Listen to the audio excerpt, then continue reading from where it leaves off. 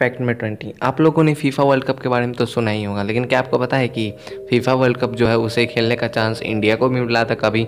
वो सन था 1950, 1915 के फीफा वर्ल्ड कप में इंडिया को खेलने का चांस मिला था, इनवाइट किया गया था इंडिया को भी, लेकिन किसी कारण से इंडिया ने अपना नाम वहाँ से विड्रॉ कर लिया था।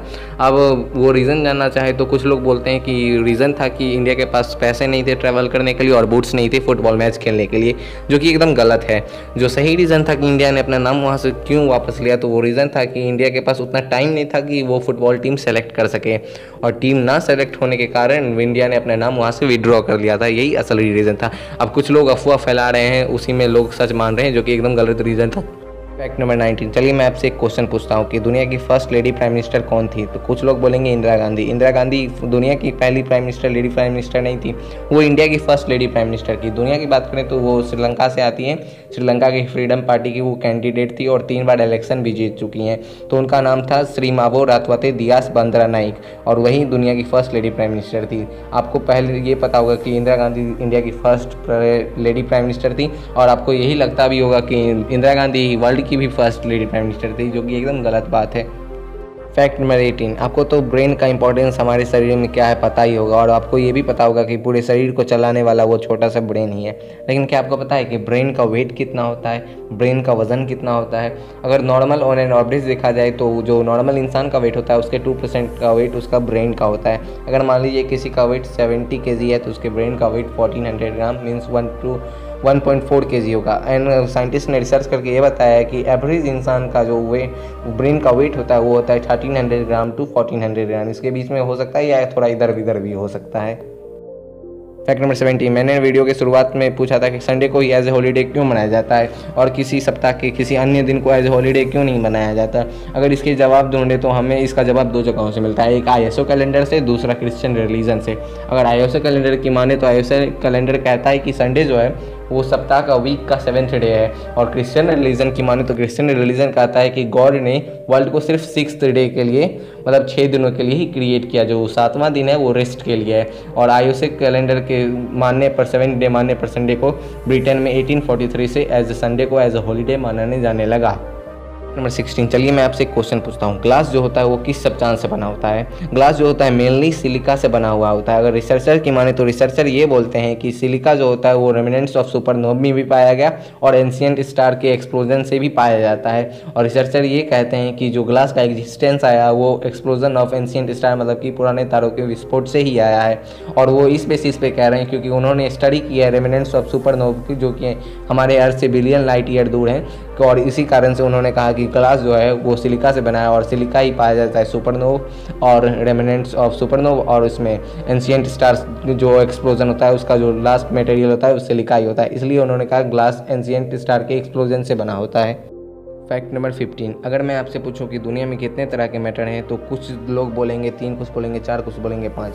चलिए एक एक करके गिनते हैं। पहला है सॉलिड, दूसरा है लिक्विड, तीसरा है गैस, चौथा है प्लाज्मा, और 5वां कुछ लोग मानते हैं बोस आइंस्टाइन कॉन्डेंसेट। और कुछ ही महीनों पहले साइंटिस्ट ने ये डिस्कवर किया है कि छठा भी स्टेट ऑफ मैटर है एआई के मदद से, आर्टिफिशियल इंटेलिजेंस की मदद से, और उन्होंने कहा कि इसमें पोटेशियम एटम्स मुख्य तौर पर हैं और ये दोनों के प्रॉपर्टीज़ को ऑक्यूपाई करते हैं। लिक्विड के भी प्रॉपर्टीज़ दिखाते हैं कुछ और सॉलिड के भी प्रॉपर्टीज दिखाते हैं। अभी इसका नाम तो नहीं दिया गया, अगर जब भी नाम दिया जाएगा तो मैं आपको अपडेट जरूर करूंगा।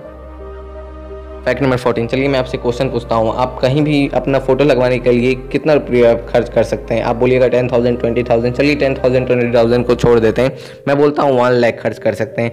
लेकिन क्या आपको पता है एक इंसान जिनका नाम था रॉबर्ट कोवन स्मिथ, उन्होंने 1919 में नेशनल गैलरी, स्कॉटलैंड के नेशनल गैलरी में अपने कुत्ते का फोटो लगवाने के लिए 55,000 यूरो को डोनेट कर दिया। आप 55,000 यूरो की बात करें तो 1 यूरो में 82 इंडियन रुपीज़ आते हैं, तो 55,000 इंटू 82 कर दें तो 45,10,000 रुपीज़ होते हैं। उन्होंने 45,10,000 रुपीज़ उस टाइम पे डोनेट किया।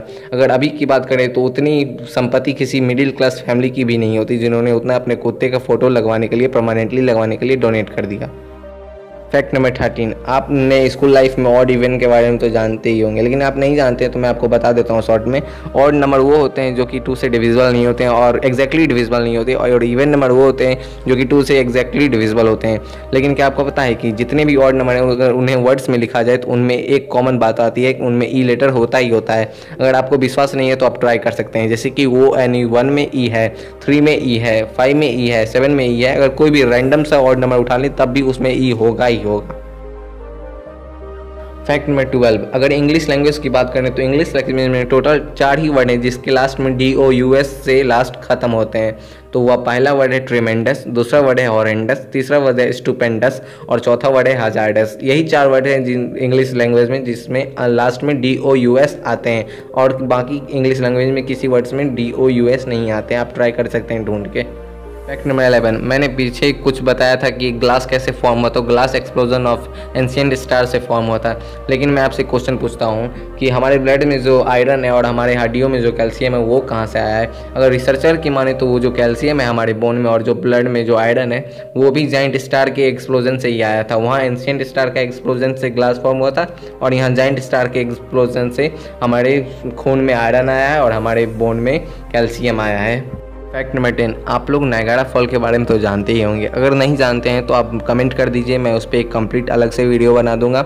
लेकिन क्या आपको पता है कि नायगारा फॉल जो था वो कम्प्लीटली फ्रोज हो गया था, एकदम फ्रोज हो गया था, मतलब बर्फ़ बन गया था 1911 में ठंड की वजह से। आप सोच सकते हैं कि पानी गिरता हुआ फ्रीज हो जाए तो वो कितना भव्य सुंदर लगेगा। फैक्ट नंबर 9, आप लोग लेक के बारे में तो जानते ही होंगे। लेक 2 तरह के होते हैं, एक होते हैं नेचुरल लेक, एक होते हैं मैन मेड। नेचुरल लेक उन्हें कहते हैं जो कि खुद प्रकृति द्वारा बना हुआ होता है, लेकिन मैन मेड लेक उन्हें कहते हैं जो कि इंसानों द्वारा निर्मित होता है। लेकिन क्या आपको पता है कि दुनिया में एक ऐसा लेक है जो कि न्यूक्लियर वेपन से बनाया गया है? तो वो है लेक चगन जो कि कजाकिस्तान में है। वो लेक न्यूक्लियर वेपन से बनाया गया है और उसका रेडिएशन भी इतना ख़त्म हो गया है, मतलब कम हो गया है कि उसमें पीपल स्विम भी कर सकते हैं। फैक्ट नंबर 8, आप लोगों ने कभी न कभी अपने लाइफ में चाय या कॉफ़ी तो पी ही होगी, लेकिन क्या आपको पता है कि चाय और कॉफ़ी 50 लाख लोगों को एम्प्लॉयमेंट भी दे सकता है? इंडिया में भी चाय और कॉफ़ी की बड़े स्केल पे खेती होती है, लेकिन वो जगह इंडिया नहीं है जहाँ की 50 लाख लोगों को चाय और कॉफ़ी से एम्प्लॉयमेंट मिले। वो जगह ब्राज़ील है जहाँ की 50 लाख लोगों के, ब्राज़ील के 55 मिलियन पीपल को चाय और कॉफ़ी के इंडस्ट्री से एम्प्लॉयमेंट मिला हुआ है। नंबर 7, हम लोग तो जानते ही ऑक्सीजन इंसानों के लिए कितना ज़रूरी है या किसी भी अन्य जानवर या प्लांट के लिए कितना ज़रूरी है ऑक्सीजन। लेकिन क्या आपको पता है कि हम जो ऑक्सीजन लेते हैं वो ज़्यादातर कहाँ से आते हैं? तो वो ज़्यादातर ओशियन से आते हैं, वो ट्रीज़ से ज़्यादातर नहीं आते हैं। जो ट्रीज़ अर्थ पे होते हैं उनसे ज़्यादा हमें ऑक्सीजन ओशियन से मिलते हैं। आप बोलोगे आप ये क्या बोल रहे हो? तो मैं ये इसलिए बोल रहा हूँ क्योंकि ओशियन में एक एक्वेटिक प्लांट होता है जिसका नाम होता है फाइटोप्लैंक्टन। वो ऑक्सीजन देता है, बाय प्रोडक्ट उसका ऑक्सीजन होता है। वो कंज्यूम करता है कार्बन डाइऑक्साइड और सनलाइट को, और ओशियन ट्री से ज़्यादा ऑक्सीजन इसलिए देता है क्योंकि ओशियन का जो एरिया है वो अर्थ के एरिया से, मतलब ज़मीन के एरिया से बहुत बड़ा है। 3 गुना के आसपास नहीं, 2 गुना कह सकते हैं। और ओशियन की बात करें तो वो अर्थ के 71% को ऑक्यूपाई करता है और ज़मीन की बात करें तो वो सिर्फ 29% है, और इसलिए ओशियन ट्रीज से ज़्यादा ऑक्सीजन प्रोवाइड करते हैं। नंबर 6, आप लोगों ने नदी कभी न कभी देखा ही होगा, हो सकता है आप लोगों ने नदी में कभी न कभी डुबकी भी लगाया हो। लेकिन क्या आपको पता है नदी सिर्फ ज़मीन पर ही नहीं होती है, आसमान में भी होती है। अब लोग ये क्या बोल रहे हैं? तो नदी जो आसमान में होती है उन्हें एटमॉस्फेरिक रिवर बेसिकली कहा जाता है या क्लाउड रिवर भी कह सकते हैं, और वो ज़्यादातर वाटर वेपर को ट्रांसपोर्ट करते हैं फ्रॉम ट्रॉपिक से। अगर उन्हें कंपेयर किया जाए जो नदी ज़मीन पे होती है तो ज़्यादातर नदी ज़मीन से लंबी होती है और नैरो होती है। वहीं ज़मीन की जो नदी होती है वो ज़्यादा छोटी होती है और फैली हुई होती है। वहीं जो आसमान में जो नदियाँ होती है वो ज़्यादा नैरो होती है और लंबी होती हैं। फैक्ट नंबर 5, अगर हम बात करते हैं मॉडर्न स्पेसशिप तो हम लोग जानते ही हमारा दुनिया कितना डेवलप कर चुका है और कितने अच्छे अच्छे टेक्नोलॉजीज़ आ चुके हैं। और मॉडर्न स्पेसशिप में तो स्पीड भी बहुत होते हैं, लेकिन क्या आपको पता है उसी मॉडर्न स्पेसशिप को अगर यूज़ किया जाए सबसे नज़दीकी स्टार, अर्थ के सबसे नज़दीकी स्टार पर जाने के लिए तो कितना टाइम लगेगा? हमें अप्रॉक्स सबसे नज़दीकी स्टार पर जाने के लिए 70,000 ईयर्स लगेंगे। मतलब कि सोच सकते हैं आप हमसे वो कितने लाइट ईयर दूर हैं। 1 लाइट ईयर में 3 लाख किलोमीटर होते हैं जो कि 1 सेकेंड में ट्रैवल करता है। आप सोच सकते हैं वो हमसे कितना दूर है और हमें कितना टाइम लगता है उन्हें जाने में। और यूनिवर्स ये कितना बड़ा है और हम इस यूनिवर्स, बड़े यूनिवर्स के कितने छोटे पार्ट में रहते हैं। फैक्ट नंबर 4, क्या आपको पता है कि मिल्की वे गैलेक्सी जो कि हमारा गैलेक्सी है जिसमें हमारा सोलर सिस्टम और अर्थ है, उसमें उतने स्टार्स नहीं हैं जितने हमारे अर्थ पे ट्रीज़ हैं। मिल्की वे गैलेक्सी की बात करें तो उसमें टोटल 100 बिलियन स्टार्स हैं। अगर अर्थ की बात करें तो उस पर टोटल 3 ट्रिलियन ट्रीज़ हैं और वही ट्रीज़ हमें ऑक्सीजन देते हैं जिसके कारण हम लोग आज जिंदा हैं और आप ये वीडियो देख पा रहे हैं। फैक्ट नंबर 3, क्या आपको पता है कि एंशिएंट टाइम्स में बैंडेज और एंटीबायोटिक्स की जब ज़रूरत होती थी तो डॉक्टर चिकित्सक क्या करते थे? अगर पुराने ज़माने की बात करें तो उस टाइम टेक्नोलॉजी उतनी बेहतर नहीं थी कि एंटीबायोटिक्स बनाया जा सके या बैंडेज बनाया जा सके, तो उसके जगह पे डॉक्टर्स जो होते थे वो स्पाइडर सिल्क का यूज़ करते थे। वो स्पाइडर सिल्क को एज ए एंटीबायोटिक्स भी यूज़ करते थे, एज ए बैंडेज भी यूज़ करते थे। और स्पाइडर सिल्क की बात कर ही रहे हैं तो क्या आपको पता है कि स्पाइडर सिल्क का सिर्फ 500 ग्राम पूरी पृथ्वी को लपेट सकता है? ओनली 500 ग्राम, तो सोचिए वो कितना स्ट्रेच हो सकता है। फैक्ट नंबर 2, क्या आपको पता है कि जो अलास्का है जो अभी यूएस के अंदर फ़िलहाल आता है वो पहले रसिया का हिस्सा हुआ करता था और रसिया ने उसे अमेरिका को कितने में बेचा? तो अमेरिका ने उसे पर एकड़ 2 सेंट्स पर ख़रीदा, मतलब कि 2 रुपया मान लीजिए आप, 2 सेंट्स पर एकड़ से रसिया से ख़रीदा है। इतने सस्ते तो हमारे यहाँ चॉकलेट भी मिलते हैं जितने सस्ते इन्हें ज़मीन मिल गया। नंबर 1 से पहले अगर आपने हमारे चैनल को सब्सक्राइब नहीं किया तो इसे सब्सक्राइब कर ले और ये बेल आइकन ज़रूर दबा लें ताकि हमारे वीडियो को आप मिस ना करें। So let's go towards our fact number 1। बात मैं आपसे पूछा था कि वह कौन सा कंट्री है जिसने सबसे ज़्यादा बॉर्डर शेयर किए हैं दूसरे अपने नेबरिंग कंट्रीज़ के साथ। वो कंट्री यूरोप में है और उस कंट्री का नाम है Germany. Germany total 9 European countries के साथ अपने बॉर्डर शेयर किए हैं और जो नॉर्थ में है वो है डेनमार्क। डेनमार्क के साथ जर्मनी ने नॉर्थ में बॉर्डर शेयर किए हैं। पोलैंड और चेक रिपब्लिक के साथ उसने ईस्ट में बॉर्डर शेयर किया है। स्विट्ज़रलैंड और ऑस्ट्रिया के साथ उसने साउथ में बॉर्डर शेयर किया है। फ्रांस के साथ उसने साउथ वेस्ट में बॉर्डर शेयर किया है। वहीं बेल्जियम, लग्जमबर्ग और नीदरलैंड के साथ उसने वेस्ट में बॉर्डर शेयर किया। अगर आपको ये वीडियो अच्छा लगे तो हमारे चैनल को ज़रूर सब्सक्राइब करें।